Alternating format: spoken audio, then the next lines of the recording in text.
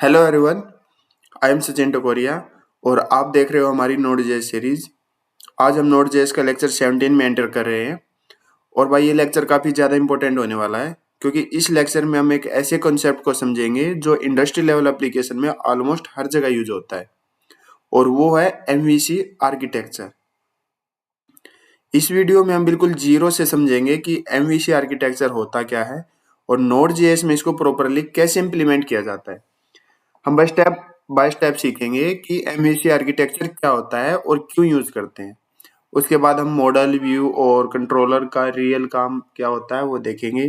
फिर राउट का रोल क्या होता है एमवीसी आर्किटेक्चर में, रिक्वेस्ट का फ्लो कैसे होता है यूजर से डाटाबेस तक, और एक proper MVC architecture node JS app कैसे बनाते हैं। अगर आप बिगनर हो या फिर ऑलरेडी नोड जेएस यूज कर रहे हो लेकिन कोड थोड़ा मेशी हो जाता है तो लेक्चर आपके लिए गेम चेंजर होने वाला है। इस लेक्चर के बाद आप प्रोफेशनल नोड जेएस एप्लीकेशन का स्ट्रक्चर समझ पाओगे। तो बिना टाइम वेस्ट किए चलिए शुरू करते हैं अपना lecture number 17, MVC architecture with node JS.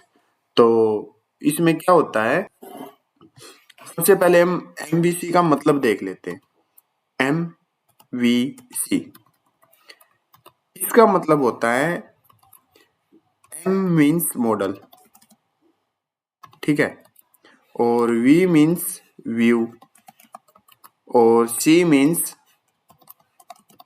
Controller, ठीक है। सिंपल लाइन में अगर मैं आपको बताऊं, कोड को क्लीन, स्केलेबल और प्रोफेशनल बनाने का तरीका होता है। अब बात कर लेते हैं अपना what is MVC architecture. What is MVC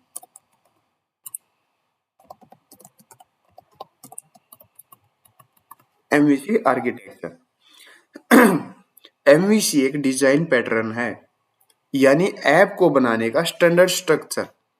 ये नहीं कि कहीं पर भी कुछ भी फाइल उठा के रख दी, ऐसा बिल्कुल नहीं। सब कुछ प्रोफेशनल और पैटर्न वे में होगा इसमें। अब प्रॉब्लम क्या आएगी अगर आप एमवीसी का यूज नहीं करोगे, तो सारा कोड एक ही लाइन एक ही फाइल में लिखना पड़ेगा आपको। राउट प्लस में लॉजिक प्लस में डाटाबेस सब कुछ मिक्स हो जाएगा। ऐप बड़ी हुई तो दिमाग भी खराब हो सकता है, समझ में ही नहीं आएगा कहाँ पे हमने क्या लिख दिया। डिबग करना बहुत ही ज्यादा मुश्किल हो जाएगा। तो सॉल्यूशन क्या है इसका? इसका सॉल्यूशन है एमवीसी। हर काम को अलग अलग रख के करो, ठीक है। अब बात कर लेते हैं अपना मॉडल के बारे में, ठीक है। किसके बारे में? मॉडल। मॉडल क्या करता है? ये करता है डाटाबेस का स्ट्रक्चर डिफाइन करता है। डाटाबेस का स्ट्रक्चर कि हम डाटाबेस में क्या क्या चीजें सेव करेंगे। हम अगर मान लो किसी का रजिस्ट्रेशन कर रहे हैं तो रजिस्ट्रेशन के टाइम हम उसका क्या लेंगे? नेम लेंगे, ईमेल लेंगे, फोन लेंगे, पासवर्ड लेंगे, कंफर्म पासवर्ड लेंगे। तो उसमें जो जो फील्ड होती है ना वो लिखी जाती है अपनी मॉडल के अंदर। इसमें हम डाटा सेव करना, अपडेट करना, डिलीट करना, बिजनेस रूल सब कुछ इसके अंदर ही आते हैं। जो ये मॉडल होता है ना ये सिर्फ डाटा से बात करता है, कंट्रोलर या राउट का काम नहीं करता। ना ये कंट्रोलर का काम करेगा, ना ये राउट का काम करेगा, ये सिर्फ डाटाबेस का काम करेगा, ठीक है। अगर मैं आपको इसका एग्जांपल बताऊं तो उसके लिए हम अपने कोड पे आ जाते हैं। कोड पे आ गए, ये अपना नोड जेएस का प्रोजेक्ट है, ठीक है। तो इसमें हम क्या करेंगे, एक फोल्डर बनाएंगे। फोल्डर बनाया मैंने मॉडल्स नेम से, सॉरी MODELS, मॉडल्स नेम से मैंने एक फोल्डर बना लिया और इसके अंदर मैंने फाइल बनाई किस नाम से? user.js के नेम से बना दी।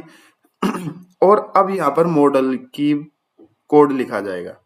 तो सबसे पहले यहाँ पे लिखा जाता है इंपोर्ट। हम मोंगूज में काम कर रहे हैं तो मोंगूज, लेकिन मोंगूज अभी तक हमने क्या नहीं किया? इंपोर्ट नहीं किया ना, तो इंपोर्ट करते हैं। तो उसके लिए npm i mongoose, तो ये क्या करेगा? ये mongoose को डाउनलोड कर लेगा। यहाँ पे डाउनलोड हो रहा है और ये अपने इसमें डिपेंडेंसी इंस्टॉल हो चुकी है। इसका वर्जन चल रहा है करंटली 9.1.6, ठीक है। प्रॉपरली हमारे प्रोजेक्ट में इंस्टॉल हो चुकी है। तो मैं इसके सजेशंस भी ऑफ कर देता हूँ ताकि हम बिल्कुल क्लीन कोड लिख सके। मैंने ये लिखा इंपोर्ट mongoose फ्रॉम mongoose, ठीक है। अब क्या करेगा ये, स्कीमा बनाता है ये mongoose। इसके बारे में हम बाद में डिस्कस करेंगे, सब कुछ मॉडल के अंदर कैसे क्या लिखा जाता है। मैं सिर्फ मोटा मोटा सा बता देता हूँ। स्कीमा बनाएगा और स्कीमा के अंदर हमको डिफाइन करना होता है कि हम क्या क्या चीजें लेंगे फ्रंट एंड से। जैसे मैं नेम लूंगा, नेम किस में होता है, स्ट्रिंग में होता है, स्ट्रिंग में। और उसके बाद अगर मैं ईमेल भी लूं, ईमेल भी किस में होती है, स्ट्रिंग में होती है। और पासवर्ड अपना, पासवर्ड भी किस में होता है, स्ट्रिंग में होता है। और इसका फिर हम क्या करेंगे, इसके आगे न्यू लगा के इसका एक नेम दे देंगे हम। मैंने इसका नाम दे दिया const user schema. User schema मैंने इसका नेम दे दिया। अब इसको हमको क्या कर देंगे, एक्सपोर्ट कर देंगे। एक्सपोर्ट डिफॉल्ट किसको करेंगे, mongoose डॉट मॉडल को, इस मॉडल को, ठीक है। इसका एक नेम दे देंगे कुछ भी, मैंने नेम दे दिया यूजर। और दूसरी चीज क्या करेंगे, क्या एक्सपोर्ट करेंगे हम, ये यूजर स्कीमा, ठीक है। यूजर स्कीमा ये लिखना होता है हमको मॉडल के अंदर। हम क्या क्या चीजें लेंगे जो हम डाटाबेस में जाके सेव होंगी। डाटाबेस में सिर्फ ये चीजें जाके सेव होंगी जो हमने यहाँ पे लिखी है, नेम, ईमेल और पासवर्ड, ठीक है। और इसको मैं सेव कर लेता हूँ। तो ऐसे हमको मॉडल बनाना पड़ता है। रियल वर्ड से आप समझ लो, मॉडल मीन्स होता है रजिस्टर करना। रजिस्टर में लिखा होता है कि नेम, ईमेल, पासवर्ड, ठीक है। अब बात करते हैं अपने किसके बारे में, व्यू के बारे में। व्यू क्या होता है, यूजर क्या देखता है। व्यू मीन्स एक तरीके से स्क्रीन, ठीक है। किसके बारे में बात करें अभी हम बात करें व्यू के बारे में, ठीक है। व्यू मीन्स यूआई हो गया, फ्रंट एंड हो गया, ठीक है। व्यू अपना क्या हो गया, यूआई हो गया, फ्रंट एंड हो गया। HTML, EJS, react, Jason response. Node JS backend में एपीआई बनाते टाइम जेसन जो रिस्पॉन्स होता है ना, वो व्यू होता है, ठीक है। जो यूजर को दिख रहा है ना वही व्यू है। फ्रंट एंड जो दिख रहा है ना, ये दिख रहा है, यही व्यू है। हम यूआई जो बनाएंगे, हमको इमेज दिख रही है, उसके अंदर बॉर्डर कैसा लगा रखा है, मार्जिन कैसा लगा रखा है, वो सब कुछ व्यू होता है, ठीक है। अब किसके बारे में बात कर लेते, कंट्रोलर के बारे में बात कर लेते। कंट्रोलर, कंट्रोलर ये होता है एक तरीके से, अगर मैं आपको देसी भाषा में बताऊं, ये होता है दिमाग होता है अपने ऐप का, ठीक है। अब कंट्रोलर क्या करता है, कंट्रोलर क्या करता है, रिक्वेस्ट रिसीव करता है, मॉडल से डाटा लेता है और व्यू को रिस्पॉन्स भेज देता है और व्यू हमको वो स्क्रीन पे दिखा देता है। कंट्रोलर है ना, वो अपना सबसे इंपॉर्टेंट पार्ट है। अब इसका एग्जांपल देख लेते हैं। हम अपने कोड पे आ गए।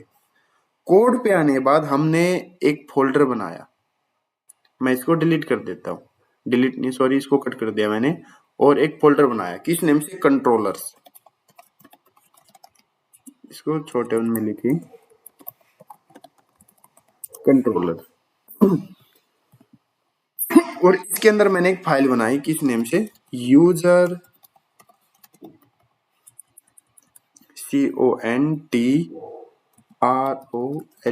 कंट्रोलर.js, यूजर कंट्रोलर.js।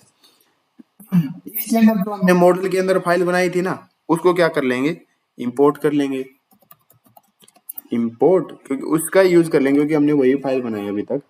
इंपोर्ट यूजर फ्रॉम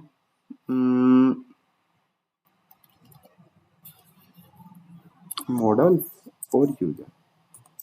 अब इसमें क्या करेंगे, एक कंपोनेंट बना लेते हैं अपना, ठीक है। बना दिया हमने। और इस फंक्शन के अंदर क्या चीजें आती हैं, दो चीजें आती हैं, रिक्वेस्ट रिस्पॉन्स, ठीक है। और इसका मैं क्या दे देता हूँ, एक नेम दे देता हूँ। नेम मैंने दे दिया इसका कॉन्स्ट क्रिएट यूजर, नेम दे दिया मैंने इसका, और इसको यहीं से क्या कर देंगे, एक्सपोर्ट कर देंगे। ये अच्छा तरीका, इसके आगे हमने एक्सपोर्ट कर दिया, ठीक है। अब ये समझिए कंट्रोलर, इसमें क्या होगा, क्रिएट यूजर करते टाइम, मान लो रजिस्टर करते टाइम हम फ्रंट एंड से क्या भेजेंगे, हम भेजेंगे नेम, ईमेल और पासवर्ड, ठीक है, क्योंकि हम यही 3 चीजें भेज रहे हैं। तो इसमें हम लिखेंगे कॉन्स्ट नेम,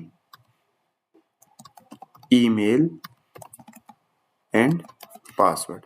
ये कहाँ से आएंगे, अपनी रिक्वेस्ट डॉट बॉडी से आएंगे, फ्रंट एंड से आएंगे, रिक्वेस्ट डॉट बॉडी से आ गई। अब क्या करेंगे,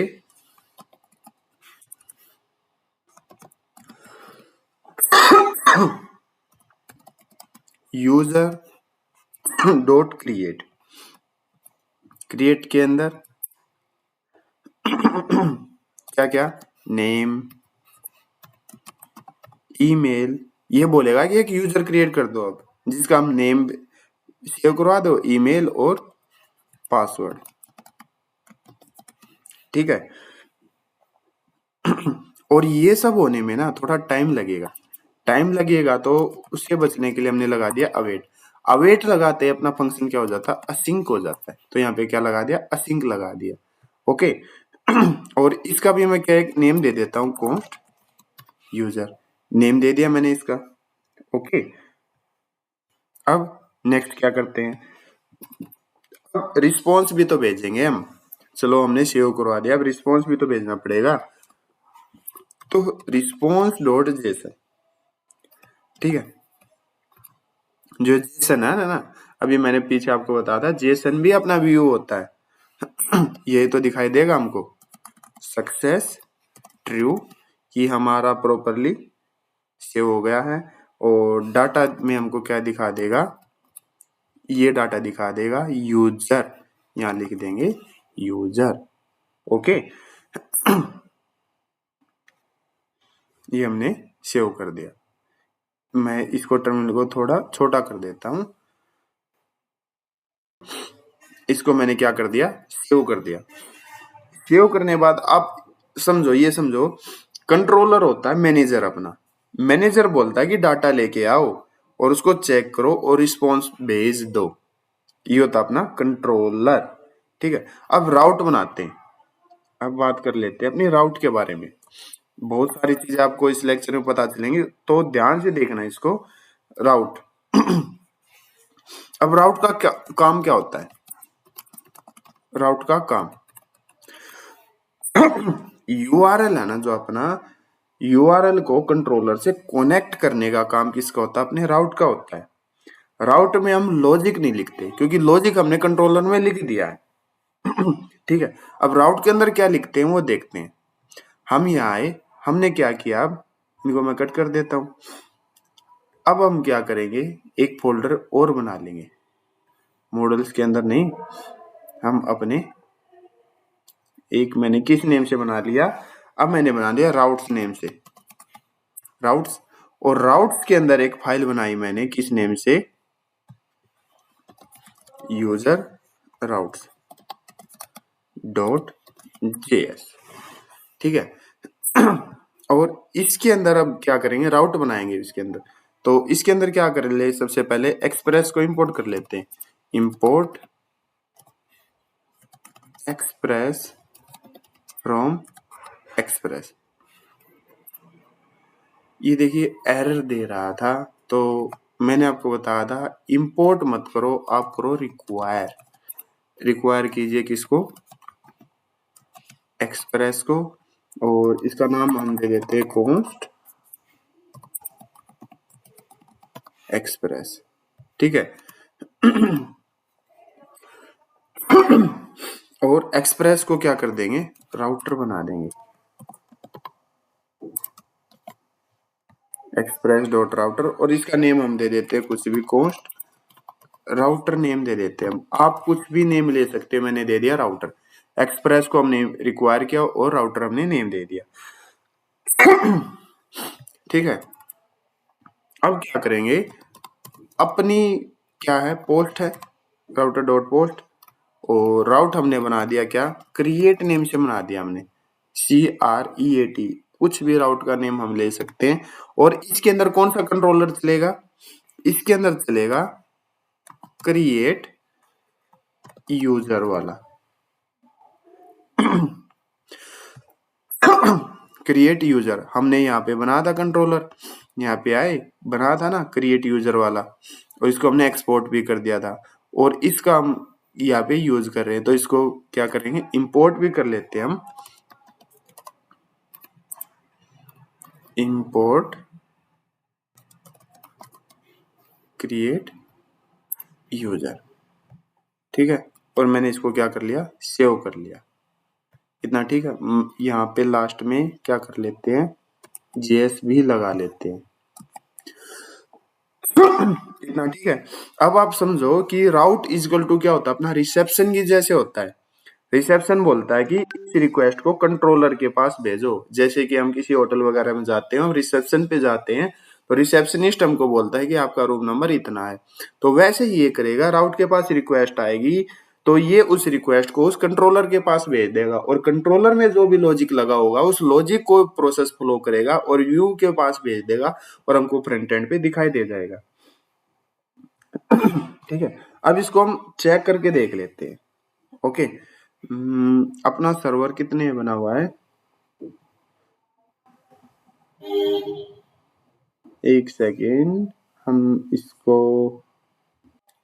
तो एक बार इसको एक्सपोर्ट तो कर लेते हैं हम, सबसे पहले इसको एक्सपोर्ट कर लेते हैं, एक्सपोर्ट डिफॉल्ट और राउटर, ये राउटर हमने क्या कर दिया, एक्सपोर्ट कर दिया, ठीक है। इतना सब कुछ अपना बिल्कुल परफेक्ट है, ओके, कोई एरर कोई कुछ नहीं। अब हम इसको सेव करते हैं, और इसको चेक करने के लिए, इस राउट को चेक करने के लिए हम क्या करते हैं, अपना पोस्टमैन ओपन करते हैं, इसको सेव कर लेते हैं। अभी इसको पोस्टमैन पे चेक करने का कोई भी फायदा नहीं है, क्योंकि अभी तक हमने डाटाबेस कनेक्ट ही नहीं किया है, मोंगोडीबी को, मोंगूज को, किसी को भी, मोंगोडीबी एटलस को, तो डाटाबेस में डाटा जाएगा ही नहीं। तो इस लेक्चर का पर्पज यही था कि आपको मैं प्रॉपरली फ्लो बता सकूं कि फाइल्स कैसे बनानी है और उसके अंदर क्या क्या लिखा जाएगा, और स्ट्रक्चर क्या होता है, स्ट्रक्चर ये होता है। अब क्या, एक दो इंटरव्यू क्वेश्चन देख लेते हैं हम, इसको हम इतना ही रखेंगे, जब हम मोंगूज को इसको कनेक्ट कर लेंगे, एपीआई को हम चेक करके देख लेंगे। तो इंटरव्यू क्वेश्चन देख लेते हैं हम कि एमवीसी क्या होता है, कोड को मॉडल, व्यू, कंट्रोलर में डिवाइड करने का पैटर्न होता है, ठीक है। अब कंट्रोलर का काम देख लेते हैं, कंट्रोलर क्या करता है, लॉजिक हैंडल करना और रिस्पॉन्स देने का काम किसका होता है, कंट्रोलर का होता है। लॉजिक हैंडल करना और रिस्पॉन्स देने का काम किसका होता है, कंट्रोलर का। अब मॉडल का काम क्या होता है, ऐसे भी इंपॉर्टेंट क्वेश्चन हैं। मॉडल का काम होता है डाटाबेस से रिलेटेड सब काम कौन देखता है, अपना मॉडल देखता है, डाटाबेस से रिलेटेड। अब राउट में लॉजिक लिखना चाहिए या नहीं लिखना चाहिए हमको, राउट में लॉजिक लिखना नहीं चाहिए, क्योंकि राउट में सिर्फ क्या करनी चाहिए, मैपिंग करनी चाहिए। हमने बनाया था ना, हमने यहाँ पे सिर्फ क्या की, मैपिंग की है, कोई लॉजिक नहीं लिखा। लॉजिक हमने किस में लिखा है, कंट्रोलर में लिखा है, ठीक है। और मॉडल में क्या लिखा हमने, डाटाबेस से रिलेटेड लिखा है कि डाटाबेस में क्या जाके सेव होगा। अब लास्ट क्वेश्चन बचता है कि एमवीसी के फायदे क्या है, क्लीन कोड, इजी डिबगिंग हो जाएगी, स्केलेबल है, टीम वर्क इजी होता है। स्ट्रक्चर आप समझ ही चुके हो। अब क्या करते हैं, फाइनल समरी देख लेते हैं क्या है इसकी, जो आपको याद रखनी है। एमवीसी होता है एक डिसिप्लिन, ठीक है, एमवीसी इजिकल टू डिसिप्लिन।